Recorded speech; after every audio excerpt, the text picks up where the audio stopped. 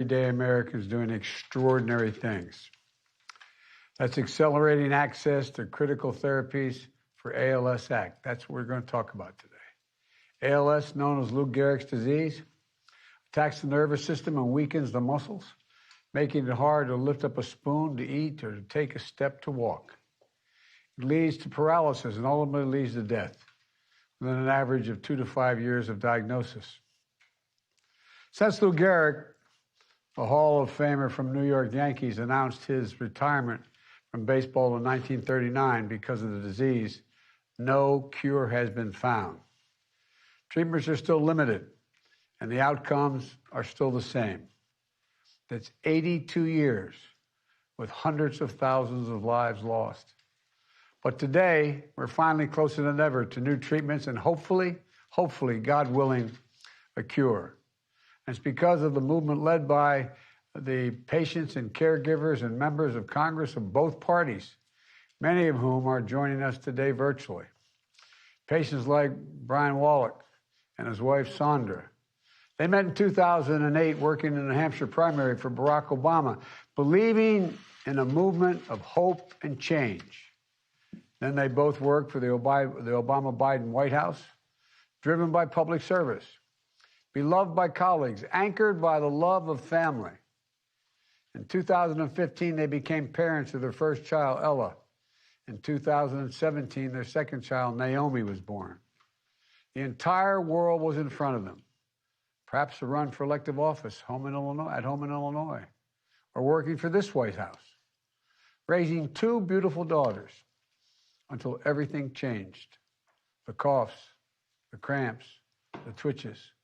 Within days of welcoming baby Naomi, Brian was diagnosed with ALS at the age of 36 and given 6 months to live.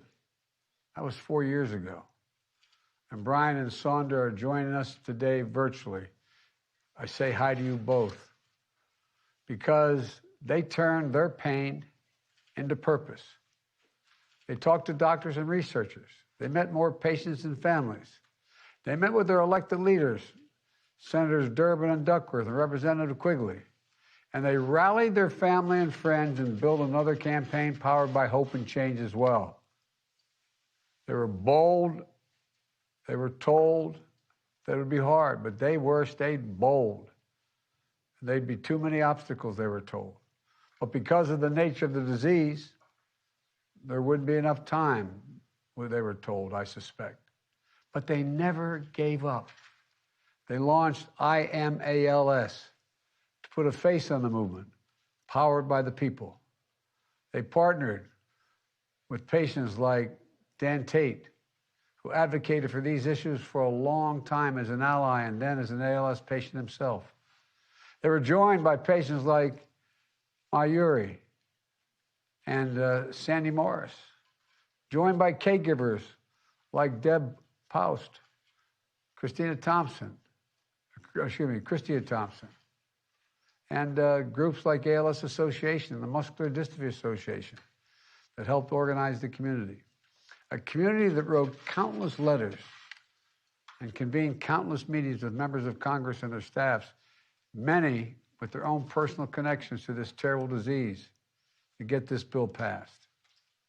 I want to thank House Speaker Pelosi, Minority Leader McCarthy, Senate Majority Leader Schumer, and Minority Leader McConnell. Thank you to the members of the House, where it had 331 co-sponsors this bill, and it passed by a vote of 423 to 3, including the bill's lead sponsor, Mike Quigley, Democrat from Illinois, Jeff Fontenberry, Republican from Nebraska, like many others, Anna Eshoo, Democrat from California, Brett Guthrie, Republican, Kentucky, Jan Sandowski, a Democrat from Illinois, Kathy McMorris, Republican from Washington State, Frank Pallone, Democrat from New Jersey, and members of the House ALL caucus. And you're wondering why I'm saying whether Democrats or Republicans. To make the point, when we act together, we get things done, and this is totally a bipartisan effort. For the United States Senate, there were 64 co-sponsors, and it passed with unanimous support, led by Chris Coons of Delaware. Lisa Murkowski of Alaska, Patty Murray of Washington State, Richard Burr of North Carolina, Dick Durbin, and Tammy Duckworth, Democrats of Illinois. And they were joined today by Secretary of Health and Human Service, Javier Becerra, whose department will play a vital role in implementing the law. Folks, that's democracy in action. The people spoke. Their elected leaders voted. And their president is about to sign a bill into law that's consequential. It's about accelerating hope and giving patients a fighting chance. The law invests $100 million annually for the next 5 years to do 3 important things. First, it directs the Department of Health and Human Services to issue grants that support research on the access to promising new therapies for patients who don't make it into clinical trials. This means hope for patients who would otherwise have no access to treatments that could possibly work for them. Second, it established a first-of-its-kind public-private partnership led by the National Institutes of Health and the Food and Drug Administration, the FDA, to work with academia and nonprofits and the private sector to speed the development and evaluation of therapies for ALS and other neurodegenerative diseases. And third, it creates a giant program at the FDA to develop new ways to prevent, diagnose, treat, and cure ALS and other neurodegenerative diseases. This bill really matters. You know, you all know, ALS robs patients and families of so much. The immense physical, emotional, and financial toll, the loss of dignity, the loss of time. For too long, there have been no survivors of ALS, but this bill could get us closer to changing that. To Brian and Sandra, to the patients and caregivers who built and led this movement, thank you, thank you, thank you.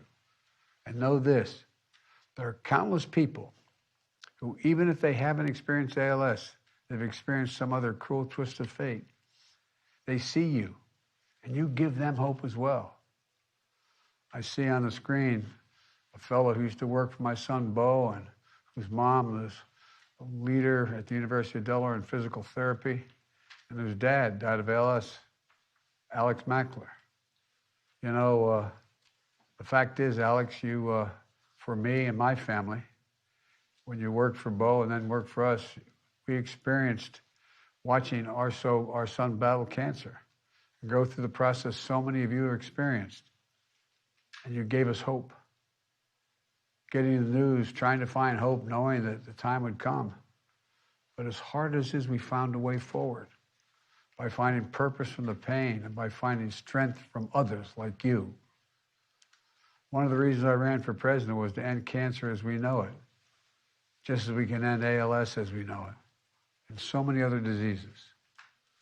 The Defense Department has something called the Defense Advanced Research Agency, DARPA, that advances cutting-edge research to protect our national security.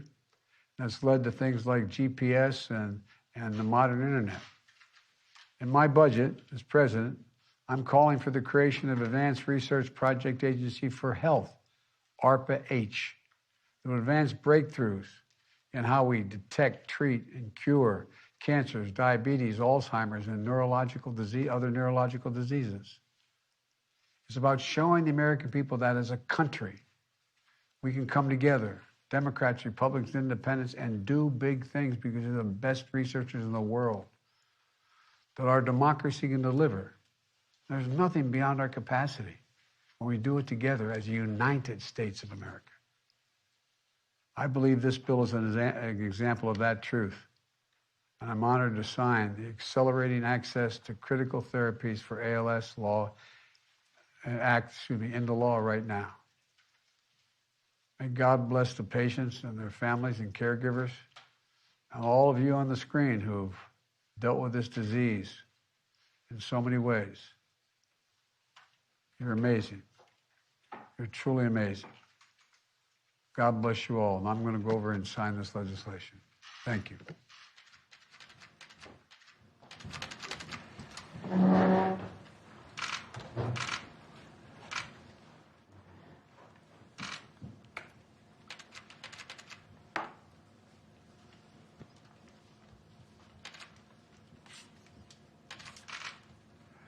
H.R.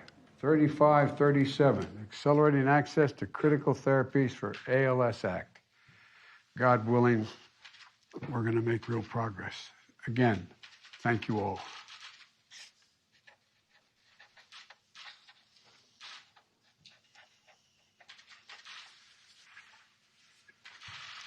And God willing, have a happy holiday.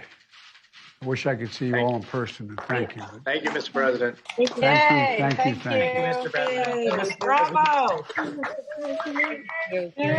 Thanks. So much. See you. Thank you, Mr. Thank you, President. Mr. President. Thank you. What a blessing. People go home if they can't get tested. Thank you. Beautiful day, everyone. Thank you.